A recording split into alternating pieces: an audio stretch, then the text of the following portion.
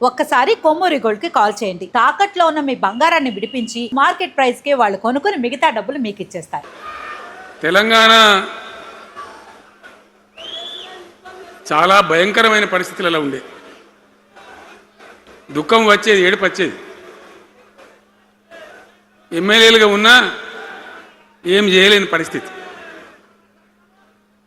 ఆగమాగం అడివేడివి కదా. ఎట్లా ఉండే తెలంగాణ మనం చూడలేదా? తెలంగాణ రాకముందు ఎంత భయంకరమైనటువంటి బాధలుండే, ఎంత కష్టం ఉండే. ఎవడన్నా తెలంగాణని మాట్లాడేవాడు ఉండనా? అసెంబ్లీలో అక్కడిక్కడ కాదు, అసెంబ్లీలో కూడా ఒక ఆయన పాపం ప్రణయ్ భాస్కర్ అని వరంగల్ ఎమ్మెల్యే ఉండే, ఏదో విషయంలో ఆయన మాట్లాడబోతే, తెలంగాణని మాట్లాడబోతే, ఏ తెలంగాణ జాంతానే మాట్లాడదా, ఏది అసెంబ్లీలో తెలంగాణ అనద్దు అని నిషేధం. అంత భయంకరమైన వివక్ష, అంత భయంకరమైన దాడి, మన భాష మీద దాడి, మన బతుకు మీద దాడి, మన నీళ్ళ మీద దాడి, మన ఉద్యోగాల మీద, మన వనరుల మీద, మన ఆస్తుల మీద మొత్తం దోపిడీ చేయడం తప్ప ఇక్కడి ప్రజలను బికారీలాగా వదిలిపెట్టినారు. రైతాంగం ఆగమాగం అయిపోయి చెట్టుకోలు గుట్టకోలు అయిపోయింది. ఇంత ఎస్ఆర్ఎస్పి కాలువ ఉన్నటువంటి మెట్టిపల్లి, జగిత్యాల, సొప్పదండి ఇట్లాంటి ప్రాంతాల నుంచి కూడా దుబాయ్కి, బొంబాయికి వలసలు. పాలమూరు జిల్లా అయితే భయంకరమైన వలసలు. ఎంతకు పోయింది తెలంగాణ అంటే, కొన్ని పార్టీలు సరే వాళ్ళు చేసింది మంచిదా చెడ్డదా పక్కకు పెడితే దుఃఖం వచ్చేది, బాధ కలిగేది, ఆవేశం రగిలేది. మహబూబ్ నగర్ జిల్లాలో 100కి 90 మంది యువకులు వలస. బతకానంటే బతకపోవాలి, ఆడ బతుకు లేదు. ఉన్న ముసలోళ్ళకు, ముడిగోళ్ళకి ఇంత డబ్బులు వాళ్ళు పంపిస్తే కంట్రోల్ బియ్యం కొనుక్కొని తిని బతకాలి. అందులో కొంతమందికి అందకపోతే కొన్ని పార్టీల వాళ్ళు మేమేదో గొప్పతనం చేసినామన్నట్టు గంజి కేంద్రాలు పెట్టేది. గంజి కేంద్రాలు గుండెలు రగిలి, నా తెలంగాణ గంజి కేంద్రాలు అంటే ఎవడో గంజి పోతే బతకాలన్నట్టు అంత అధ్వాన స్థితికి తెలంగాణ దిగజార్చిండ్రు. అది కాంగ్రెస్ ప్రభుత్వం కావచ్చు, టీడీపీ ప్రభుత్వం కావచ్చు.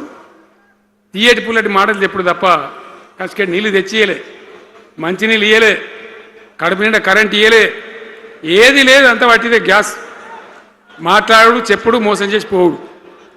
మనం గొర్రెల్లాగా, మన దగ్గర అడిగే నాయకులు లేడు, నిలదీసేవాళ్ళు లేడు, అందరు కట్టుబానిసలు అయిపోయారు.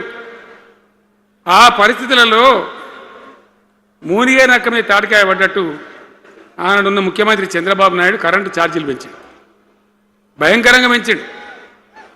తెల్లారి నేను ఒక ఉత్తరం రాసిన, నీ కరెంటు ఛార్జీల పెంపుదల వాపసు తీసుకో, లేకపోతే ఈ సమైక్య రాష్ట్రంలో మాకు న్యాయం జరగదని నేను ఉద్యమానికి పోవాల్సి వస్తుంది, తెలంగాణ కోసం కొట్లాడాల్సి వస్తుందని చెప్పి రాసిన. ఆయన తీసుకోలే. కొంతమంది రైతులు పాపం పోరాటానికి వచ్చింది. మీరు కొత్త వాళ్ళు చూడకపోవచ్చు కానీ చాలా పాత వాళ్ళకి తెలుసు. పోరాటానికి హైదరాబాద్కి వస్తే నిరసన తెలపడానికి పట్టపగలు 11:30 గంటలకు బషీర్ బాగులో ఇష్టం ఉన్నట్టు విచ్చలవిడి కాల్పులు జరిపి చంపేస్తే 3 రైతులు అక్కడికక్కడనే ప్రాణాలకి చచ్చిపోయారు. ఆ తర్వాత నిర్ణయం తీసుకున్నాం, ఇక లాభం లేదు, ఎదురు తిరిగితే కూడా మీరు కాల్చి చంపుతున్నారు, జెండా ఎత్తడం ఒకటే తప్ప మార్గం లేదని చెప్పి ఆనాడు నేను తెలంగాణ ఉద్యమానికి శ్రీకారం చుట్టాను. ఎంబడ ఎవడు వచ్చినా సరే రాకున్నా సరే ప్రజలున్నారు, యువకులున్నారు, చూసుకుందాం దేకలేంగని చెప్పి బయలుదేరితే ఎక్కిరిచుడు, ఏ వీడు బక్కపేదడు కేసీఆర్ గారు ఎవడో బొడి చేసి చంపేస్తాం అని ఒకడు మాట్లాడు, ఇది మగల పుట్టింది పుబ్బల పోతుంది ఇంకోడు మాట్లాడు, యాడికెళ్ళైతే హైదరాబాద్ తెలంగాణ వీడు దుకాణం పెట్టినది ఇంకోడు అనడు, నానా రకాలుగా అవమానపరిచేటువంటి మాటలు మాట్లాడు. కానీ మొక్కవోని ధైర్యంతో, చిత్తశుద్ధితో బయలుదేరి పోరాటం చేస్తాం. ప్రజలు జమైతా పోయినరు. మీ అందరికి తెలుసు, ఇదే జగిత్యాలకు నేను ఎన్నోసార్లు వచ్చిన, కోరుట్లకు ఎన్నోసార్లు వచ్చిన, చొప్పదండికి ఎన్నోసార్లు వచ్చినా తిరగని ఊరే లేదు, తిరగని మండలాలు లేవు. అట్లా పక్షిలాగా మొత్తం తెలంగాణ తిరిగి విశ్వ ప్రయత్నం చేస్తే ఒక పెద్ద ఉద్యమ కెరటం తయారైంది. తయారైన తర్వాత మేము కూడా తయారుపై మేము ఇస్తాం తెలంగాణ అని కాంగ్రెస్ పార్టీ మొదలుపెడితే సరే మంచి మాటగా ఎవడైతే ఇస్తే ఇచ్చినా ఎవడైతే కావాలి తెలంగాణ ఎవరితేంది అనే పద్ధతితోని కాంగ్రెస్తో జట్టు కట్టినాం, గెలిచినాం. అమాంతంగా నేను తెలంగాణ లేవట్టుకపోయి ఢిల్లీలో పెట్టాం. రాష్ట్రపతి ప్రసంగంలో వచ్చింది, కామన్ మినిమం ప్రోగ్రాంలో వచ్చింది, ఒక దశకు వచ్చింది. కానీ తర్వాత కాంగ్రెస్ పార్టీ కూడా వెనుకకు పోయి ఎగబెట్టే ప్రయత్నం చేసింది. అప్పుడు రోషియా అని ఒక ఆయన ముఖ్యమంత్రి ఉండే, ఆ రోషియా 14F అని ఒకటి తీసుకొని వచ్చాడు. హైదరాబాద్ సిటీలో మనోళ్ళకి ఇక పోలీసు ఉద్యోగం సెప్రాస్ ఉద్యోగం కూడా దొరకదు.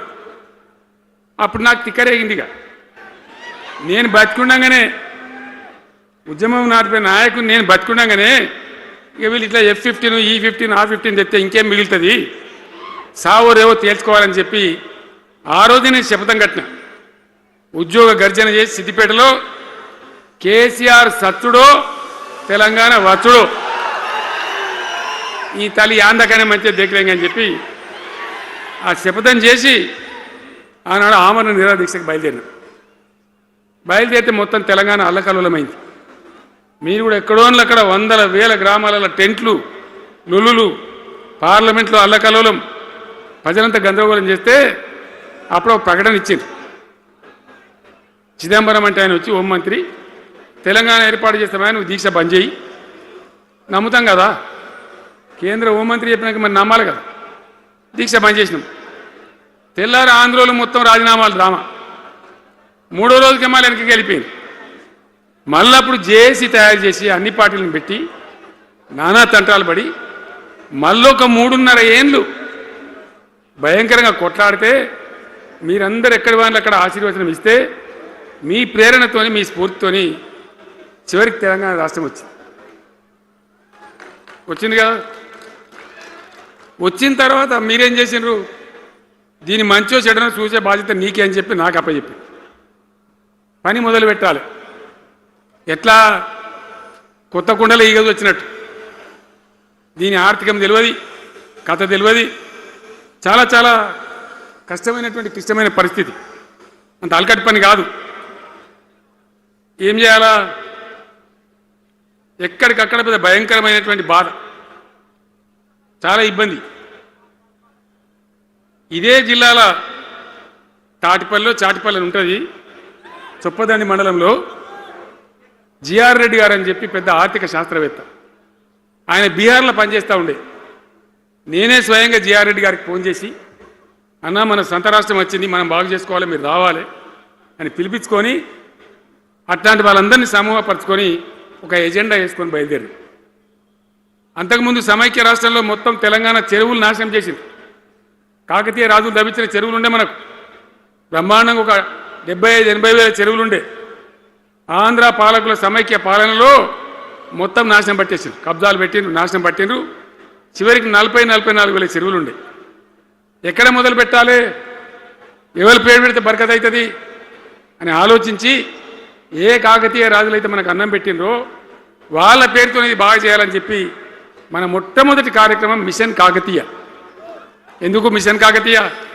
ఆ చెరువుల దరిద్రం వదిలిస్తే, వాటిని బందోబస్తు చేస్తే, వాటిలో నీటి నిల్వ సామర్థ్యం పెరిగితే గ్రౌండ్ వాటర్ పెరుగుతుంది, బోర్లు బాగా నీళ్ళు వస్తాయి. కాబట్టి అక్కడి నుంచి ప్రారంభించి చేసినాం. అది కూడా తెలంగాణ ప్రజలు, రైతులు ఒక ఉద్యమంలాగానే చేశారు. మట్టి తీసుకొని పోండి, సారవంతంగా ఉంటుంది, మీ పొలాలలో పోసుకోమంటే లక్షల ట్రాక్టర్ల మట్టి తీసుకొని పోయింది తెలంగాణ రైతాంగం. అన్ని గ్రామాలలో ఒక విప్లవం లాగా ఆ మట్టి తీసుకొని పోయి వాళ్ళ భూములలో పోసుకొని కూడా బ్రహ్మాండంగా చేసింది. అక్కడి నుంచి మొదలుపెట్టినటువంటి ప్రస్థానం 10 ఏళ్లలో ఎన్ని చేసినామో మీరు చూసారు. బట్టి మాటలు మాట్లాడు గప్కాలు కొట్టుడు కాకుండా నేను ఒక్కటే మాట మిమ్మల్ని అడుగుతున్నా, మీరందరూ కూడా చూసారు. శాసనసభలో నిలబడి ఈ రాష్ట్ర చరిత్రలో ఎవడన్నా ఒక ముఖ్యమంత్రి ఈ 5 ఏళ్లలో మిషన్ భగీరథ కంప్లీట్ చేసి ప్రతి ఇంటికి నల్లా పెట్టి మంచినీళ్ళు ఇవ్వకపోతే మల్ల తేపకు నేను నిలవడం ఓట్లు అడగం అని చెప్పిన ముఖ్యమంత్రి ఎవరన్నా చూసినామా? నేను చెప్పిన మాట అసెంబ్లీలో నిలబడి చెప్పి ఆ 5 ఏళ్లలో మిషన్ భగీరథ నీళ్లు తెచ్చి 100% కులం మతం సంబంధం లేకుండా తండాలు మారుమూల పల్లెలకు కూడా ప్రతి గ్రామానికి ట్యాప్ పెట్టి ప్రతి ఇంట్లో ట్యాప్ పెట్టి మంచి స్వచ్ఛమైనటువంటి నీళ్ళు తెచ్చిచ్చింది. 5 ఏళ్ళు నడిచింది, నడవలే. మిషన్ భగీరథ నీళ్ళు పుష్కలంగా రాలే, ఏమైనా రాలేదా? వచ్చినాయా?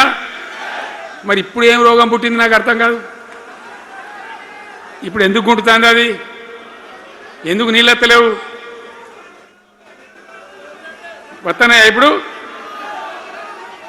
మరి ఏం చేయాలా? లాగులు వలగదాకా చంపాలే. మంచి మాట కాకపోతే ఏం చేస్తారు? మంచిగా కట్టిన ఇల్లు పెట్టిపోయి కదా, 5 ఏళ్ళు నడిచింది కదా, మరి మీకేం బీమారీ వచ్చింది నాకు అర్థం కాదు. ఇంతింత పొడుగు మాటలు మాట్లాడుతుందా? అడ్డం పొడుగు మాట్లాడుతుందా? పొద్దున్న లేతే కేసీఆర్ చావాలి, నువ్వు 1000 జన్మలు ఇచ్చినా నేను చావనా కొడుకు అనుకుంటున్నావు.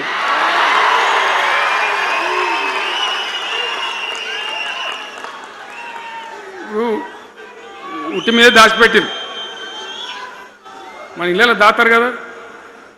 ఏది ఉట్టి ఉట్టి అని ఉంటుంది. ఇప్పుడు మీకు తెలుసో లేదో కానీ ఇప్పుడు ఈ మధ్యలో ఫ్రిడ్జ్లు మోపోయిన మునుపు ఉట్టి అనేది ఉంటుండే. ఎండిపోయిన చేపలోకి నీ రొయ్యలో అబ్బాయి ఉంటే నీ వరుగులు ఉంటే దాంట్లో పెడుదురు. పిల్లికి అందదా ఉట్టి, కింద కూసుకొని శాపం పెడతా ఉంటుంది. తెగాలే పడాలి, తెగాలే పడాలి. పిల్లి శాపానికి ఉట్టి తెగుతుందా?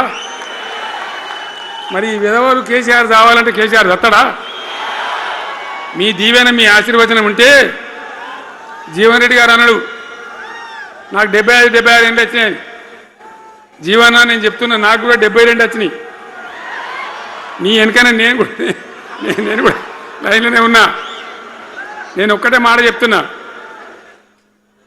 ఇక మా దేశభక్తి శ్రీనివాసేమో నాకు ఇంత పెద్ద కట్ట రాసి ఇచ్చాడు, నువ్వు మాట్లాడాలి ఇవన్నీ అని. అవన్నీ కాదు. ఇక్కడ దరిద్రం పోయేదాకా, ఇక్కడ టాప్ టు బాటం అన్ని వర్గాల ప్రజలు ఇది మా తెలంగాణ, మేము గర్వంగా బతుకుతాం, సంతోషంగా బతుకుతాం, అన్ని వర్గాల ప్రజలు తలెత్తుకొని వచ్చేదాకా మనం సేవ చేయాల్సిందే, చివరి శ్వాస దాకా కూడా చేయాల్సిందే. తప్పనే తప్పదు. బ్రహ్మాండంగా ముందుకు తీసుకొని పోవాలి. మీరు కూడా నాకు 75 వచ్చింది కాదు. ఇవాళ మీరు 50-25 ఏళ్ళు తగ్గిపోయింది మీ వయసు. అంత యువకునిలాగా అంత ఉత్సాహంగా ముందుకు దూసుకొని పోదాం. తెలంగాణ ఎట్లా మంచి దాని సంగతి చూద్దాం. ఇప్పుడు అన్నీ ఒక పొదరిల్లాగా చేసినాం.